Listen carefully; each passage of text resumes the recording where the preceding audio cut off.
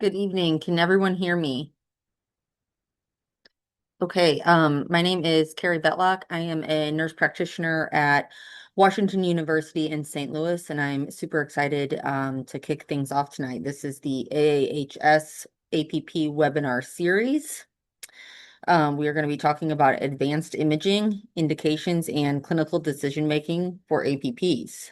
We have a great lineup here with us tonight, and it's my honor to go ahead and get them introduced. So we have Dr. Brian Cusworth, who is an assistant professor of radiology in the musculoskeletal division at Washington University in St. Louis.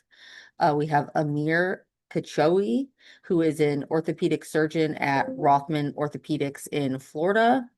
And then Lauren Perry, who is a pediatric nurse practitioner and RNFA at Valley Children's.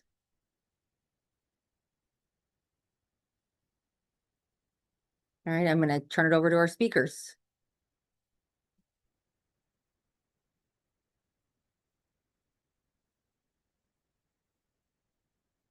Lauren, you want to kick us off? Yeah, I'll do. All right, just want to make sure everyone can see this before I get going.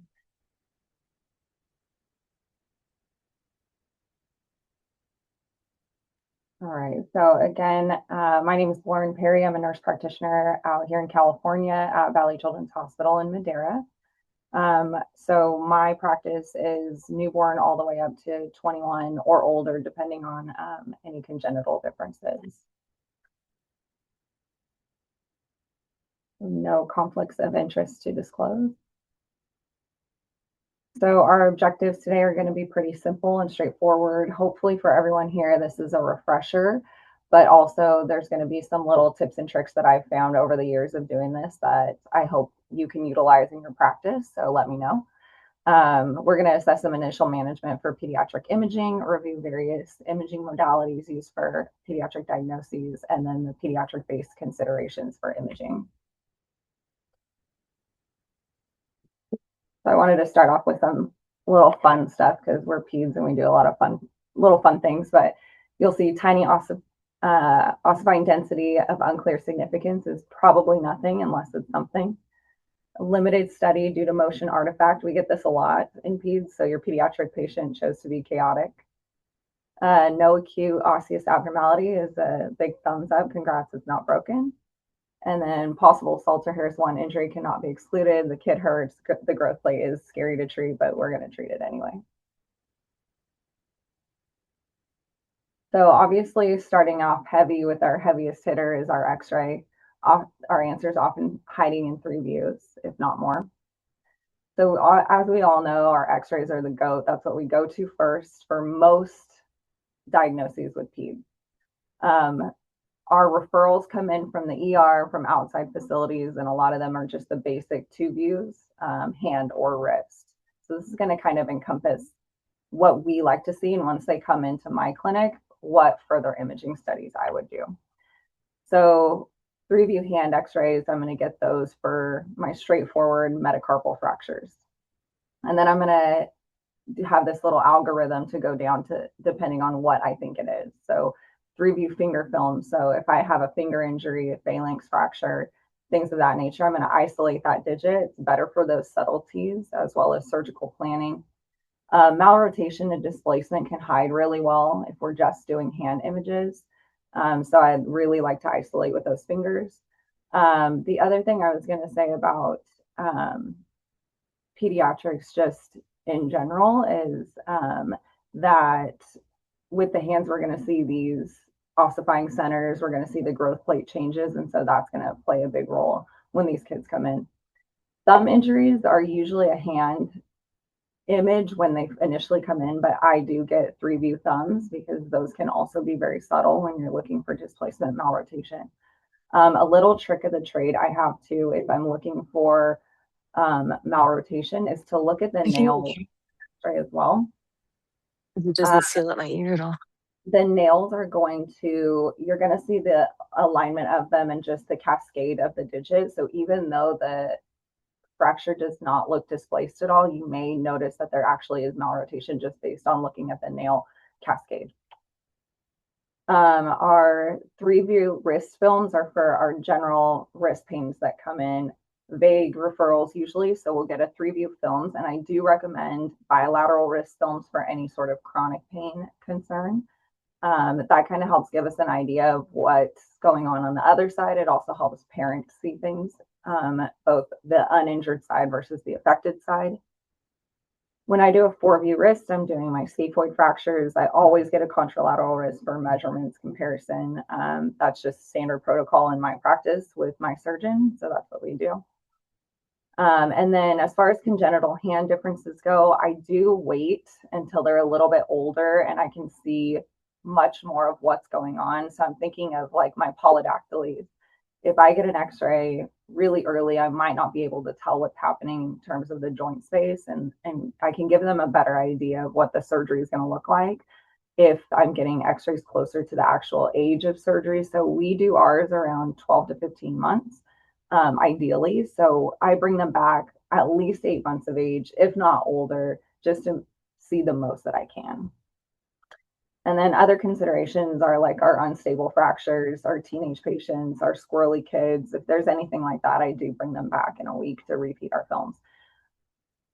For me, I love to print out x-rays for the family or give them something to go home with, a little souvenir, an expensive souvenir. And printing that out really gives them something to look at. It's tangible evidence of what's happening with their child, so that way they can remember what we said, remember what we talked about, and say, oh yeah, that's exactly what we were looking at. And please feel free if anyone has a question to stop me as I'm going kind of talk fast.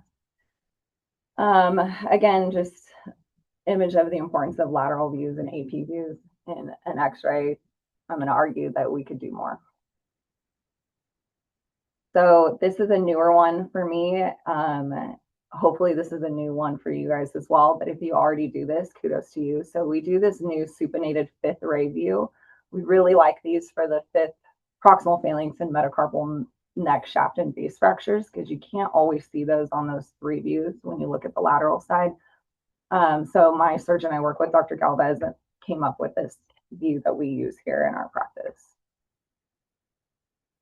So here's a great example. So when we're looking at this 5th proximal phalanx fracture, it doesn't look terrible on any of these views. So it's not extremely displaced. I would argue that we could cast something like this if this is all I got.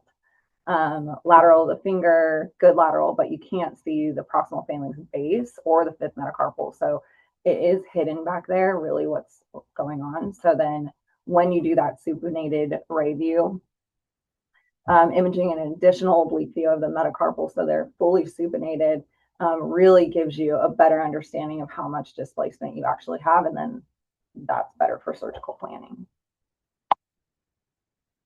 So again, like I said, pediatrics, you want to wait until they're a little bit older, closer to surgical age for anything congenital.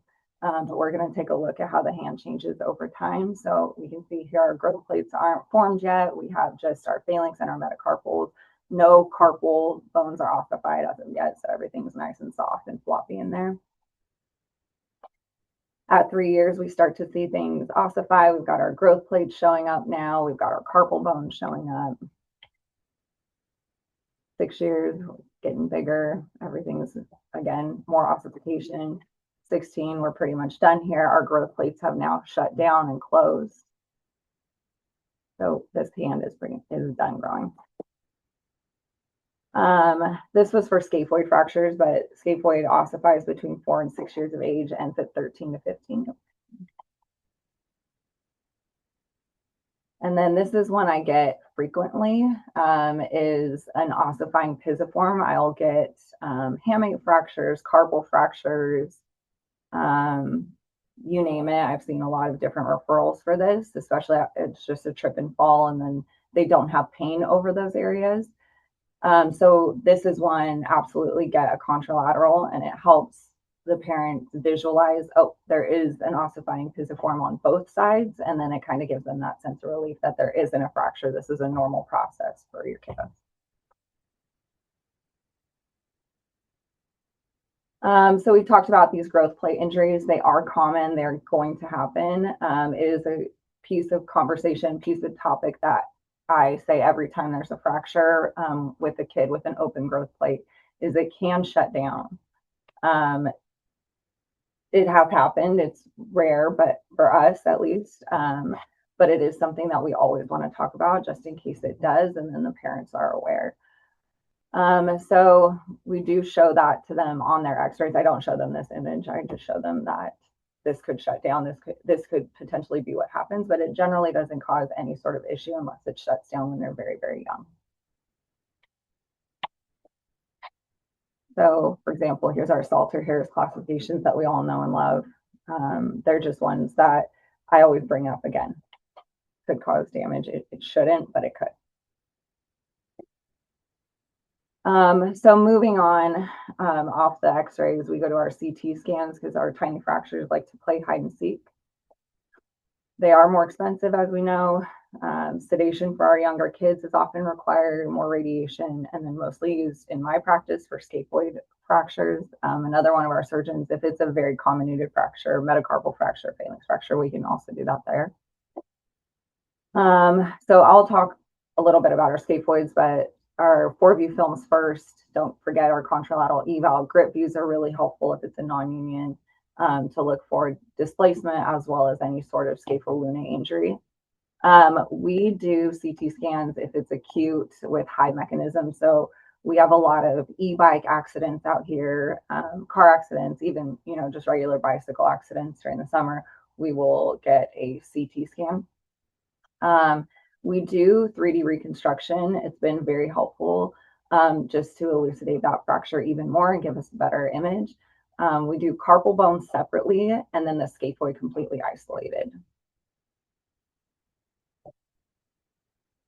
So again, here's our CT scan where we can start to see some of that sclerosis. And then this was a kid we had a couple months ago. So you can see on the x-rays, it doesn't look displaced. It's not terrible. It's not a bad look, but because of his impact or mechanism of injury, he was an e-bike accident. We got the CT scan and you can see that it is actually displaced by 3 millimeters. So the x-ray fooled everyone in clinic. And then the 3D images really help us out to see how much displacement that is. So our MRIs are the deep dive. We see brachial plexus kiddos here. So we will do the MRI of the shoulder for glenohumeral joint dysplasia, nerve injuries. So our vascular malformations, gunshot wounds, masses. We're assessing any underlying damage, anatomy. We used to do more MRIs for phalanx osteomyelitis, but we're using that less and less. Our ID team really just likes to go for it and treat it and not put the kid under sedation for an MRI. We'll do ligament injuries. So if our exam is not super clear or we have questions to it, an MRI is warranted if it's partially completely torn.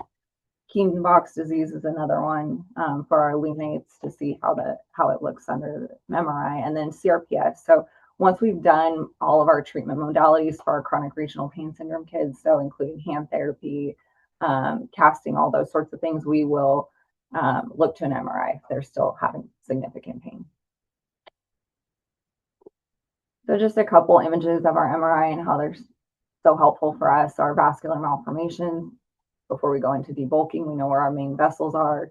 Our brachial plexus kiddos. Here is one with osteomyelitis in the distal phalanx, and then our Keenova disease as well. You really see it's not lighting up at all. So ultrasounds, good for squishy stuff, but I have to be honest, I don't really use it. I don't order it rarely ever unless I'm doing like renal ultrasounds, things like that, looking for other syndromes. And then I give that back to the primary care provider with our congenital hand differences. But very often I will get a ganglion cyst with an ultrasound that's been done. I used to want to do these when I started my practice, and then we have gone to getting away from ultrasounds because it's going to show up as just a hypoechoic mass, and it doesn't really give you much more information than that. One consideration again is our radiation reduction. So we're starting low, going slow as best we can. Congenital hands again can wait. You want to do the least amount, and then consider your age or personality for advanced imaging.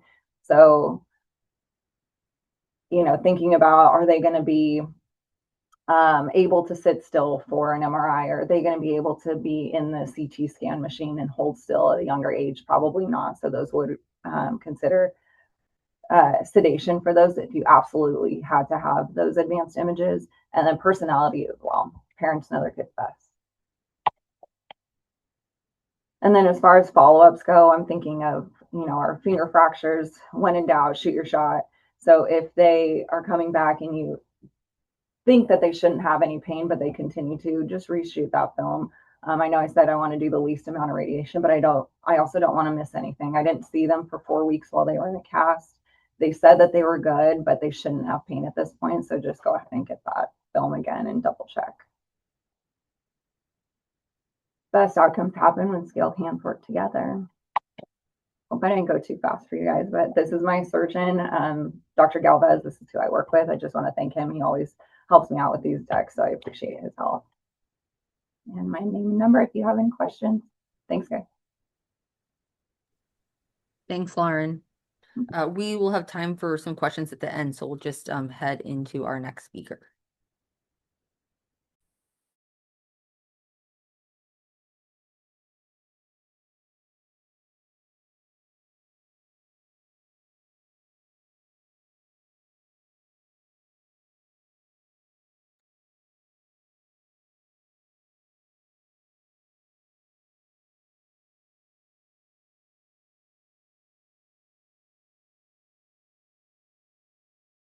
Dr. Kachui?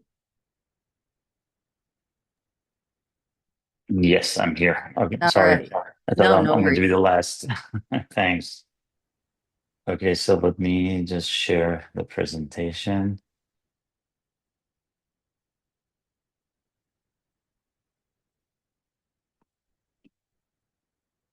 So can you see my screen? Okay, great. So good evening, everyone. I'm Amir Kachuri, hand and elbow surgeon at Rothman Orthopedics in Florida. Um, this the topic I'm going to talk about is about wrist radiographs, interpretation, and basically what we need to know about the wrist X-ray. So let's just start with the radiographs we have. So the first one is the PA wrist X-ray. So posterior to anterior means that the patient, puts the hand flat over the X-ray cassette, and that's the view we get here. So one thing to consider here when we get a PA view, we have to make sure that it's not AP. It's a common mistake that sometimes we get a PA or AP depending on the condition the patient has. And the image we get in the radiographs might be different. I don't say distorted, but maybe a little bit looking weird. So looking at the example on the X-rays, left and right, the right X-ray might look a little bit weird, and maybe you think about DRUJ dissociation or any pathology that may affect the distal radioulnar joint. However, if you look closer and the techniques and ask about how the X-ray was done, you will realize that one is the PA on the left side, and the other one was done AP view. So on the AP view, as you see the red arrow, it shows the ulnar styloid. So the ulnar styloid is almost in the middle of the ulnar head, whereas in the PA view, you see the ulnar styloid on the ulnarmost side of the X-ray. The other view is the lateral view. So basically, that's how the patient lays the hand in the lateral view to see the corpus and the distal radius through this projection. There are some important variables to make sure that we get a true lateral view of the wrist. Because if it's not a true lateral, sometimes, again, because of the overlaps, we may miss some of the pathologies or the ulnar head prominence. Probably the accepted definition for a true lateral view is that looking at the pisiform, the volar cortex of the pisiform should be located within the distal third of the scaphoid, meaning that the distal pole of the scaphoid should be more prominent on the lateral view than the volar cortex of the pisiform. So looking at these X-rays, you see the pisiform is outlined. And if you look relative to the distal pole of the scaphoid, on the right side is probably the true lateral, whereas in the left X-ray, you see the pisiform is slightly more volar located. And what may create some, it might be misleading is the ulnar head, which on the left side, you see the ulnar head is slightly prominent. So you may interpret that as the dorsal ulnar subluxation, whereas it might not be a true lateral. That's why we're making this interpretation, and this is a normal X-ray. Some of the variables when we get wrist X-rays, especially for distal radius fractures, four parameters are important to measure, and they're important for decision making regarding offering surgery versus proceeding with non-operative management. One is the ulnar variance. We're going to talk about it: radial height, radial inclination, and volar tilt. How they are measured: the radial inclination is the normal value is 22 degrees. The radial height is 11 millimeters. And the volar tilt is also 11 degrees. I just brought up these numbers to simplify the numbers to remember that it's a 22, 11, 11, and the sum. You can always remember these numbers if you know that it's a 22, 11, and 11. On the lateral view, the other parameter that we can look at in case we have a subtle distal radius fracture or injuries to the distal radius is the pronator sign or the fat stripe. That also, like distal humerus fractures, that sometimes we look at the fat pad. If hematoma is formed, it may raise the fat pad or the pronator here, and the shadow, it might not be clear here, but the white arrows are showing that on the left side it's prominent, meaning that there is a subtle fracture consistent with the distal radius fracture. Another parameter that we have to look at is the alignment of the radius, lunate, and capitate relative to each other. So they should be lined up and sitting right on top of each other. It's exampled as the apple and the cup. So the capitate is considered as the apple, lunate is the cup, and radius is the saucer under all of them. So if they're not lined up, that means that there might be a carpal malalignment or dissociation consistent with possible lunate or perilunate dislocation. This is also the example of the X-ray. On the left side is the normal X-ray where you can see the distal radius, lunate, and capitate, whereas on the right side, you see the lunate, which is basically the cup is empty or is spilled cup. So the cup is tilted and the capitate is out of the lunate, consistent with the perilunate dislocation. Again, it's always hard to read the lateral X-rays because of the overlapping of 8 carpal bones. However, over time, when your eyes get used to it, you can probably outline all these bones separately. And almost, I would say, 5 to 6 of them, you should probably be able to outline. And if there's a fracture or an injury, you might be able to diagnose. Especially this view also useful to do the measurement for the scapholunate angle, which is important for the carpal malalignments and associations. The other parameter that we look at in the carpal bone are the gluteal lines.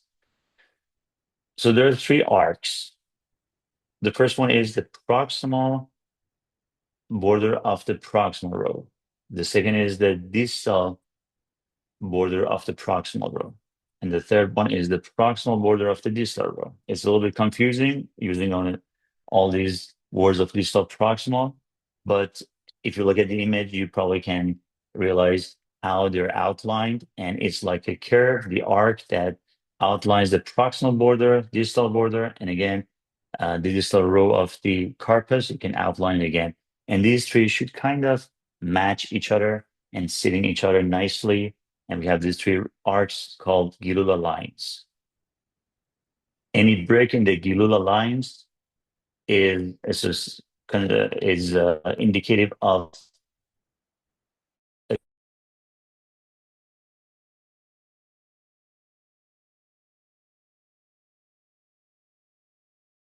malalignment. So on the left side, you can see nicely small of the carpal, and the second one is also broken. Again, this is obvious that you probably cannot even draw the Gilula lines because at least two of them, or probably the third one also, are broken and is consistent with possible perilunate fracture dislocation.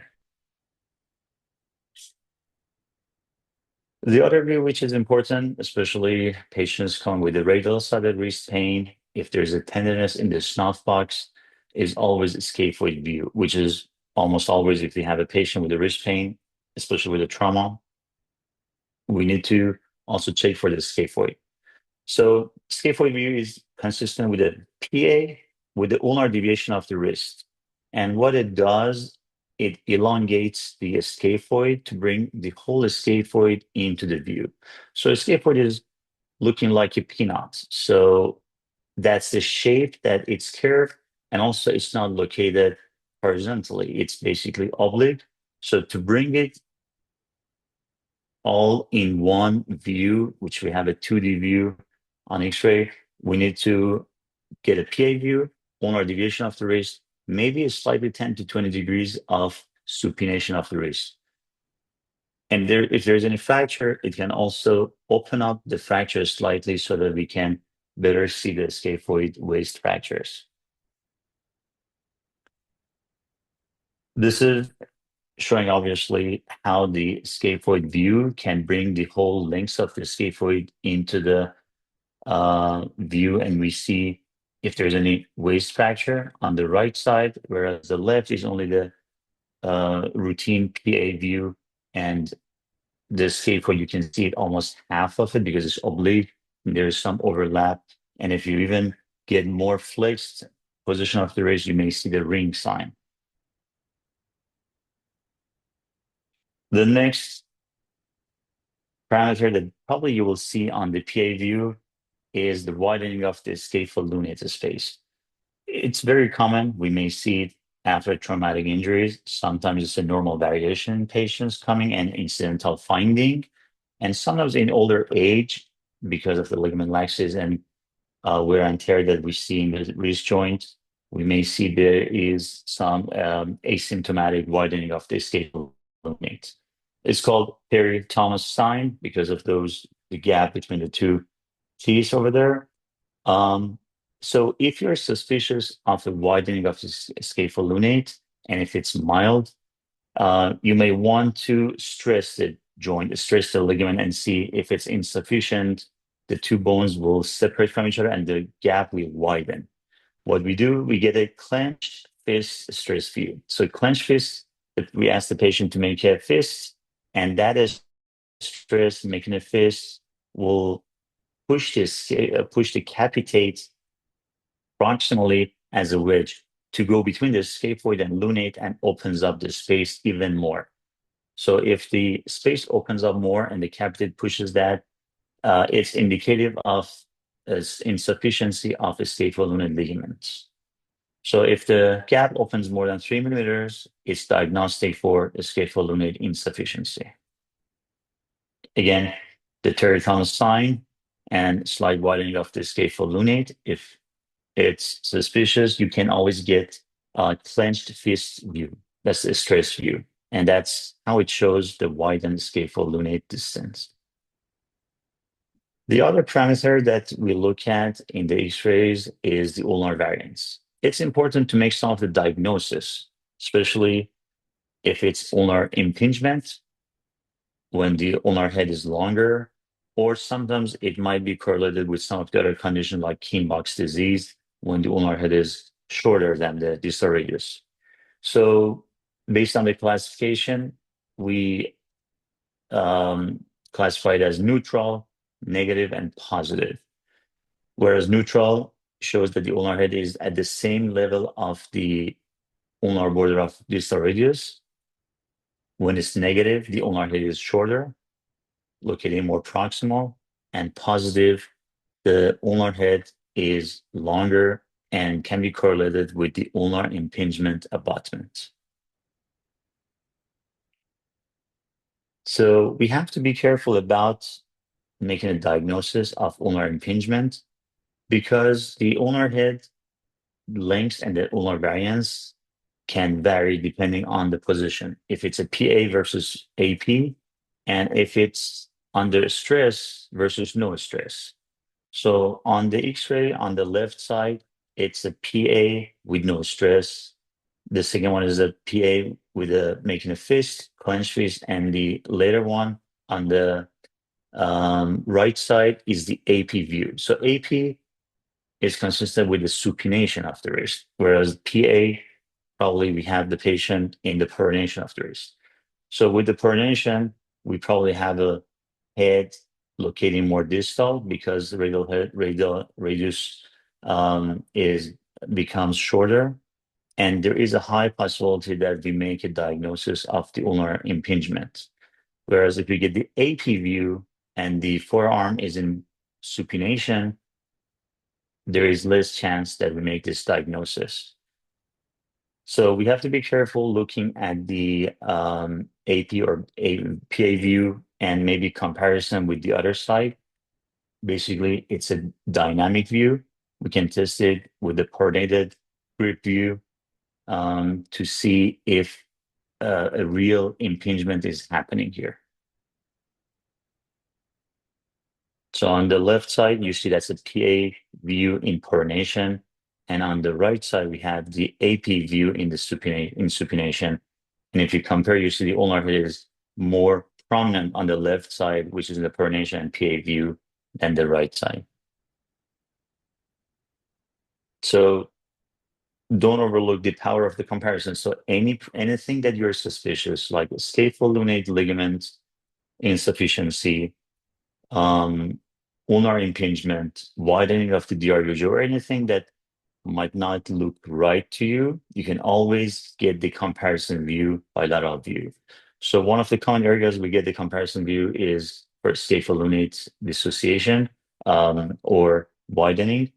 We get a pencil. We have to ask the patient to make a fist, squeeze the pencil, which makes it a kind of consistent force across the pencil that the patient is squeezing. And you can evaluate for any baseline chronic or something congenital that you may see on both sides. The other view that sometimes we have a trauma is the hook of the hamate, to look at the hook of the hamate, especially it's a tunnel view or basically carpal tunnel view.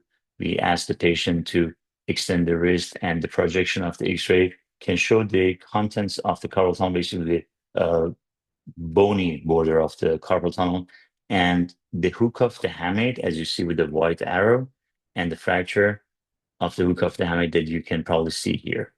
Not always obvious, but the first step to start when we are suspicious of a hook of the hamate fracture or injury. So in conclusion, just looking at the interpretation of the wrist X-rays and the checklist, we need a PA, lateral, serous views, and scaphoid. And each one of them, they have key checkpoints as we discussed. So for the PA view, the little lines, ulnar variance, and about the scaphoid, fat stripe. Lateral view, the same. And each one of them will direct us towards some common pathologies that we can use to move towards the diagnosis and then treatment. Thank you.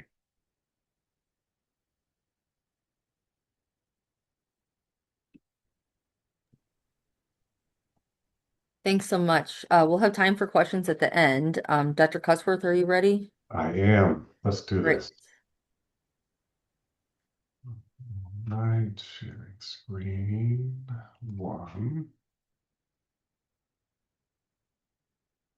All right. I am a diagnostic radiologist by residency training and did a fellowship here at WashU in St. Louis with a pretty heavy procedural based focus of the fellowship in addition to diagnostic imaging. So I have a personal passion for interventions, but fill all the free time, downtime with diagnostic imaging. I was given the burden or task of introducing you guys to kind of a practical approach to interpreting hand and wrist CT and MRI. My working title initially was how to read a wrist CT or MR without being a radiology resident or fellow or having completed one. But hopefully, my goal here is to just kind of make things a little bit less daunting when you open up that cross-sectional imaging study and try to read something to work up your patients or to help the surgeon that you're working with. So goals for today, I hope that you understand basically the difference between a CT and MR, learn to orient yourself a little bit on hand and wrist imaging. Let me see if I can turn on my laser pointer for future reference. Know which planes, highlight different structures better, develop some simple search pattern, or at least kind of see how I would do it and recognize several common pathology patterns. So I have some case-based stuff here. All right. This very, very simple slide just to kind of give you the main thing that I think you should think about when deciding what to order. But I want to talk just briefly about CT and MR without getting too much into the physics. So CT uses radiation or X-rays and a continuously moving table that will usually go through the gantry or the magical donut one time, one continuous kind of slow pitch through the donut.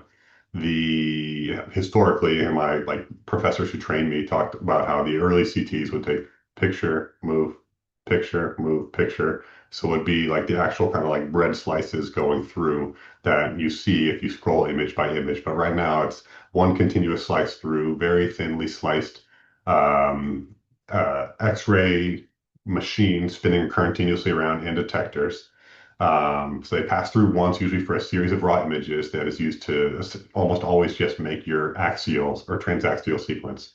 Multiplanar reformats are usually made from that one series. So if you see the sagittal images, you see the coronal images, or you see the soft tissue reconstructions in addition to bone, all that's generated from one data set. That data set is often stored on the CT scanner for a couple of weeks and then gets purged every once in a while. So say you want 3D reformats or like our first presenter was talking about today to see the scaphoid and subtract the scaphoid, you can reach out to the people who did the scan, the radiologist, but often the technologist at the scanner, get the data and make the images that you want.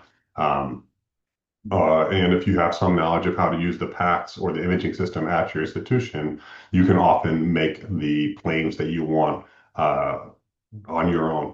MRI, different story. So the department or the radiologist often has a specific protocol for each joint or bone, specific individual sequences chosen to best evaluate different structures, with certain sequences better than others at evaluating different soft tissue compositions, bone marrow, contrast, etc. But for simplicity's sake, I just want you to remember CT is often better at seeing cortex, evaluating fractures, and MR better for marrow signal, like cold fractures and stretch fractures without a line or soft tissues and masses.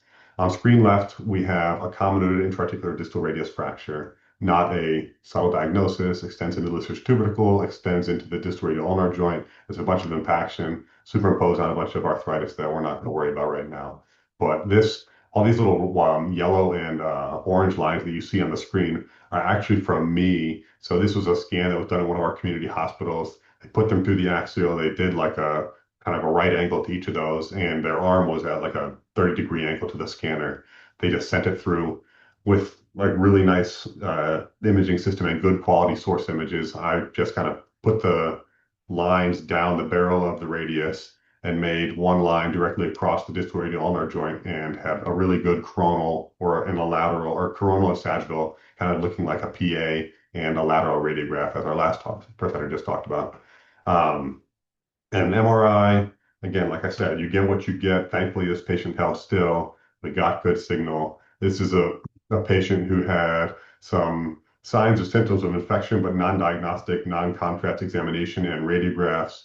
This is a sagittal T2 fat sat image, but some of the fat is not satted out, but you can see the tendons. This is the flexor digitorum superficialis and flexor digitorum longus. You can see a ruptured tendon retracted here down to the level of the first metacarpal. And then this is a post-contrast fat saturated sequence that shows a bunch of enhancement around that retracted tendon consistent with tenosynovitis. So again, soft tissues, marrow, masses, soft tissues, better on MR. Let's see, what's the pointers up? I gotta go this way. Okay, how to orient yourself.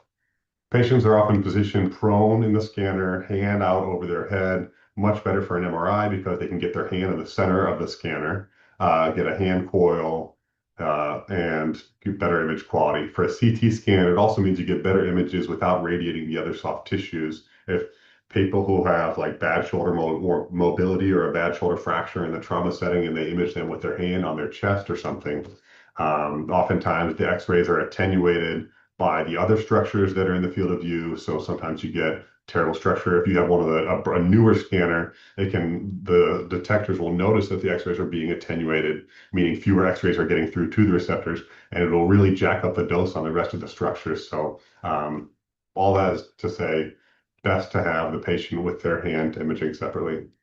And some of the planes, so transaxial plane, axial image, radiologists kind of trained in doing CTs and CTs on call and MRIs and musculoskeletal imaging fellowship.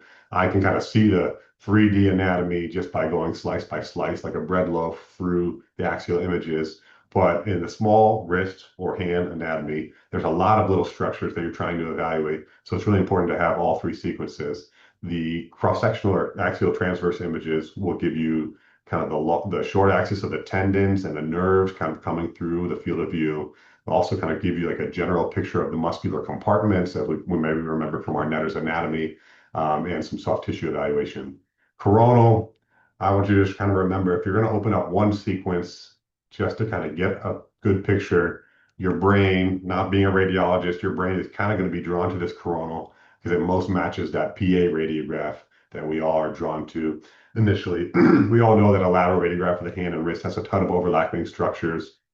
And yes, we want to see the pisiform overlapping with the scaphoid. We want to make sure we're looking at our alignment of the radius, the lunate, the capitate, and all that. But coronal image is probably your best bet for orienting yourself. Carpal alignment, you'll also be able to see the ligaments nicely. So this scapholunate ligament will be in this area, lunotriquetral ligament, TFCC, a bunch of the ligaments that way. And then if you get into the fingers, imagine your radial and your ulnar collateral ligaments of the fingers specifically. Notice I said fingers, not your thumb.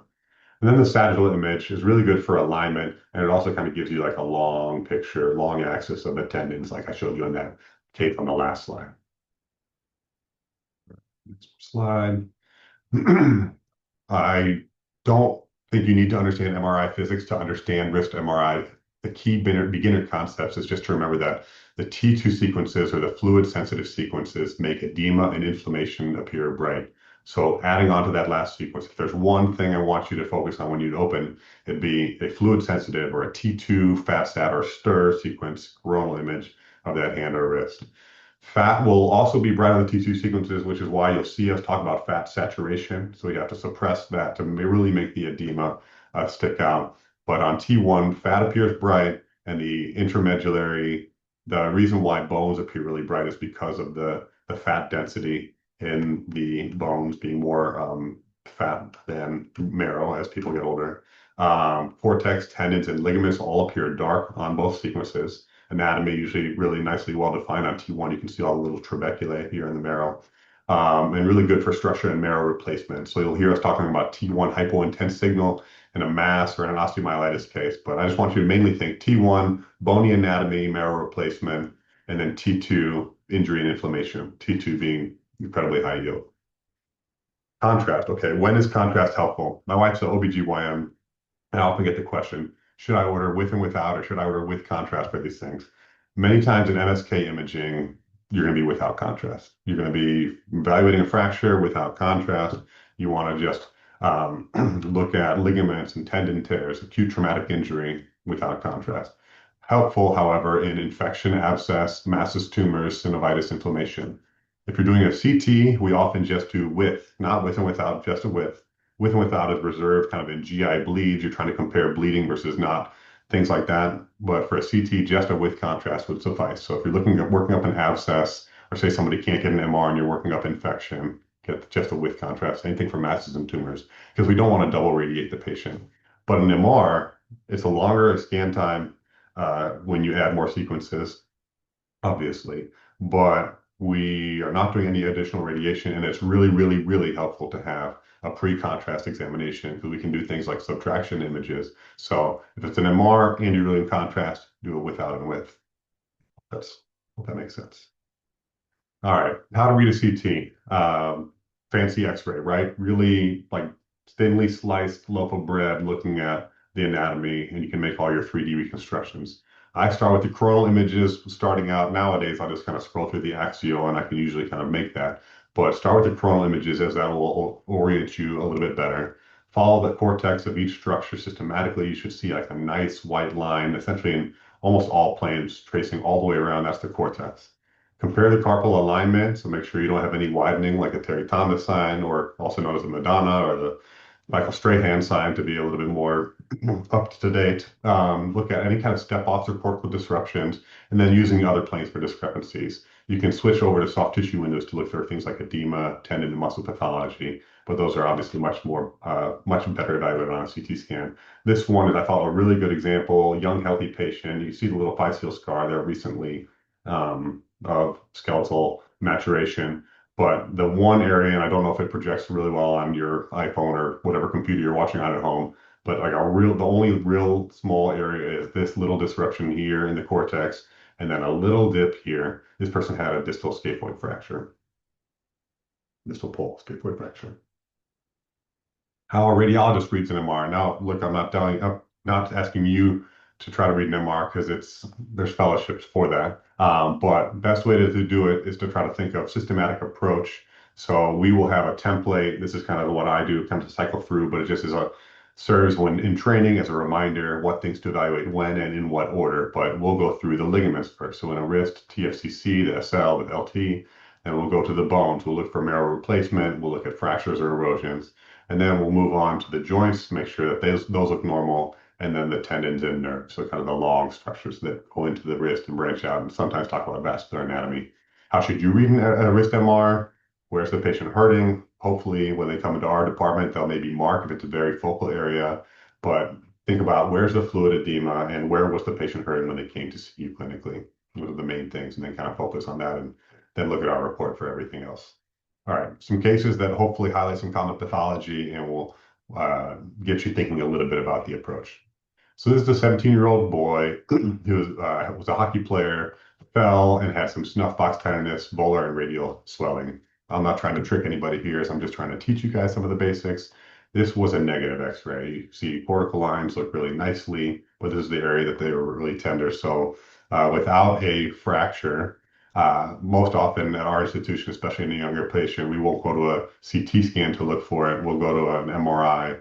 Again, this is comparison of our radiographs, normal, but you can see really pronounced focal edema here, a bunch of fluid in that area where they had that swelling. This is a radiographically occult scaphoid fracture. You could call it a stress fracture in other bones, but just for the purposes of making absolutely clear, the big black line here on a T1 with a really focal edema on a T2. This is a radiographically occult. So clinical history of snuff box tenderness matters much more than negative X-rays. Case number 2 is a motorcycle crash in a patient with bilateral wrist pain.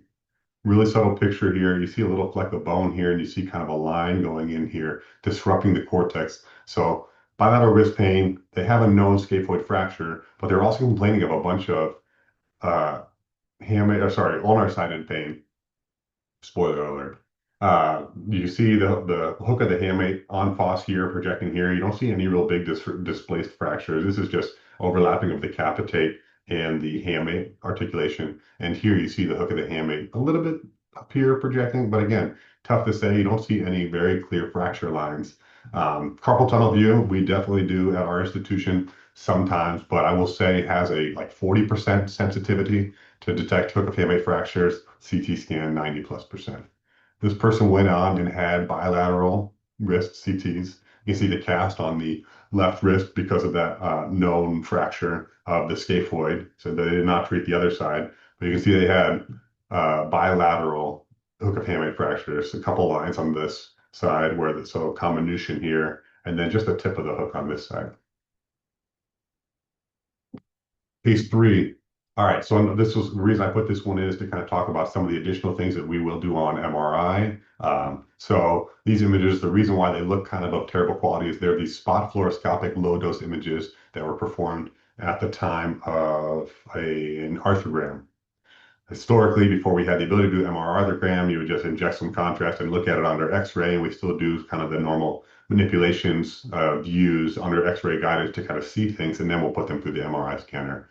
This person, PA radiograph of the wrist, we put them kind of in a Superman position with their hand overhead. So again, we're just doing their X-ray right focal at the wrist.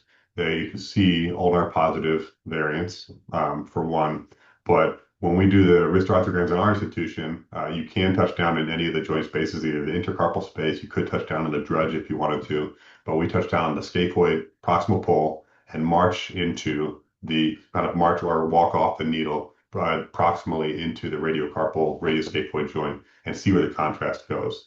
This person has contrast everywhere. You can see it inside lining the joint spaces, the little dark gray areas are cartilage. This is a bunch of contrast in joint spaces, but I'm going to show you a picture that shows you why this is abnormal on the next page. So if you're trying to look at fine anatomy, and especially ligamentous anatomy, an arthrogram is incredibly helpful, especially looking for a TFCC injury or scapholunate, lunar injury. This purple here is where the radiocarpal joint space is and where the contrast should stay. This is a normal picture down below where they touch down here in the scaphoid, kind of distends things here. And then this lobular part, there's a little bit of radial recess and ulnar styloid recess. But notice that there's no contrast up here in these intercarpal spaces and nothing in the distal joint compared to our patient on the previous slide. This is abnormal and all this contrast up here is abnormal. They all went on to MRI. And this is a normal appearance of the TFCC, triangular fibrocartilage complex, with its attachment to the cartilage here. This is normal cartilage here, and the attachment along the radius. And this is the foveal and ulnar styloidal attachment. And then flip the image, and you can see contrast going through where you should have a TFCC. This is kind of a mushed up TFCC with the loss of that attachment, and also contrast going through where you should have a lunar ligament and distending things here. So tiny wrist anatomy, ligaments, triangular cartilage complex. Ask for a wrist arthrogram, even more so than just a plain wrist non-contrast MR. This is the infectious case. Invariably, you have people come into your clinic who have infectious type symptoms. So this person had fevers, hand swelling, and we were looking for kind of infectious type stuff. This is a T1 image. You should have just kind of normal subcutaneous fat underneath the, like in the subcutaneous subdermal tissues. And this one has a T2 hyperintense, T1 hypointense rounded collection concerning for an abscess at the volar or the kind of the palmar base of the thumb. And then these are cross-sectional images. This is a T2 fat sample. There's some failure of fat suppression out here, so don't worry about this. This should normally be dark fat suppressed like it is here. But this is fluid along one of the flexor tendons going, or the flexor tendon going to the thumb. Too much fluid, abnormal to have fluid in the tendon sheath distending in. And this is a post-contrast subtraction image that shows a contrast enhancement of that sheath. So this is a person with flexor tenosynovitis. Just an example of how MRI can help you determine the extent of infection, not just whether infection exists. Case 5, my penultimate case, 28-year-old female, painful dorsal hand mass. Normal wrist radiographs here on a PA view and a lateral view showing a little bit of swelling here, kind of effacement of the normal subcutaneous dark tissues.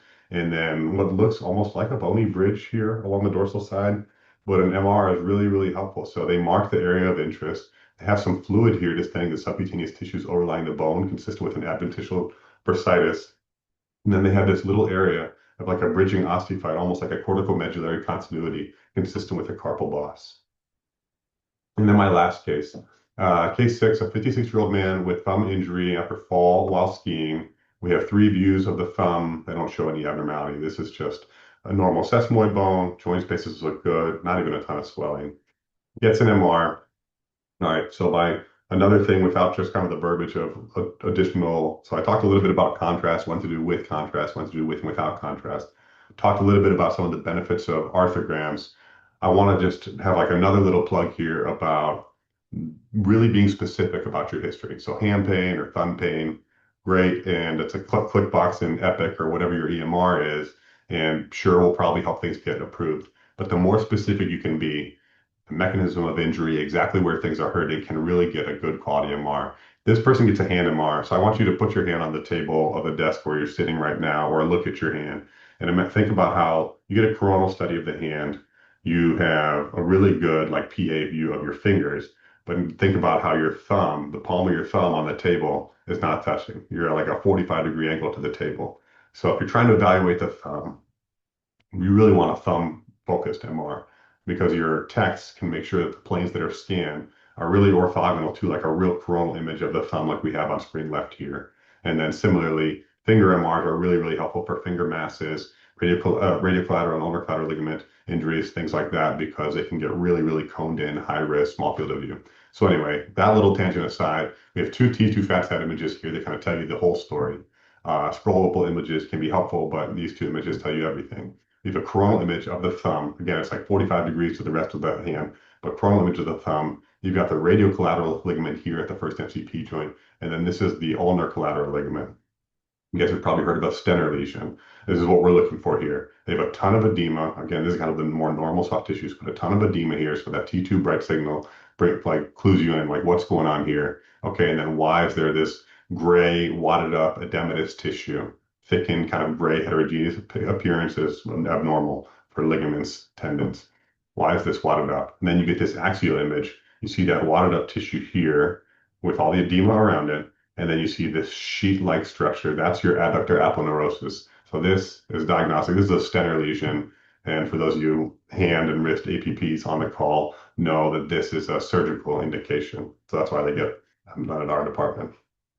All right, that's my spiel. A lot of words in 20-ish slides.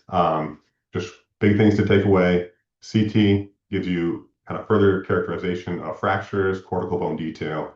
MRI, really good for radiographically occult fractures, soft tissue detail, masses, infections. Coronal images, probably the most useful for your first orientation, getting yourself situated. And then that T2 fat saturation or stir sequence where the fat is saturated. Really, really helpful to show you edema pathology. Try to use a systematic search pattern once you're kind of building on from the coronal images. Blood for your radiologists include as much relevant history and clinical information as possible. It just helps us give you as focused a report as possible as well. And then shameless plug for the ACR appropriateness criteria. If you hopefully you remember some of the pearls that I've taught, but if you write anything down from here other than T2 fat sac coronal, write this down because if you're ever wondering what should I order or I have negative x-rays, what should I order for an indication, there's an awesome website put together by the American College of Radiology that goes into very, very specifics, chronicity, suspected inflammatory versus non-inflammatory, et cetera, for what's the most appropriate next imaging sequence with a lot of articles and a whole little narrative review about why each one is recommended more than another. So anyway, thank you guys for your time. And thanks for the opportunity to talk today. Thank you very much, Dr. Cusworth. We will have a few minutes and we can go over by a couple minutes if there are questions. If anybody in the audience has questions, go ahead and put them in the chat. A couple things. This will be recorded, so you will be able to find this on the AAHS site. You can check out handsurgery.org for monthly webinars that are sponsored by AAHS. I wanted to thank all of our speakers here tonight. And then there is a question in the chat. Grace, can you see that? Yeah, it says, do you recommend a 3 Tesla Yeah. image to further evaluate TFCC pathology? It's a good question. We kind of keep going into the like higher and higher at Tesla, knowing that it gives you a better signal to noise ratio. So sure, if you have a 3T scanner, can be helpful for better signal, less noise. We do have some 1.5 Tesla scanners, especially the newer scanners that are really good, probably through the benefit of AI. So not 100% necessary, but certainly a 3 Tesla versus one of the older 1.5 Teslas at some of our sites can show you the signal a little bit better. Yeah. I was going to ask about kind of evaluating for a TFCC tear. Sometimes I find that those ulnar attachments can be hard to differentiate and can kind of look a bit fuzzy. Do you have any tips on how to interpret the MRI when you're trying to evaluate for a TFCC tear? It's tough. I aside from doing a fellowship and reading hundreds of them, it's tough. I don't have specific pearls aside from just using oftentimes we have a 3D sequence, which means it's like really small and can be really small voxels and can be manipulated. So the 3D sequence oftentimes has some T2 weighting and can show the anatomy pretty nicely. But number one, two, and three should be, and wrist arthrogram is often the best chance at seeing the TFCC pathology best. Great, thank you.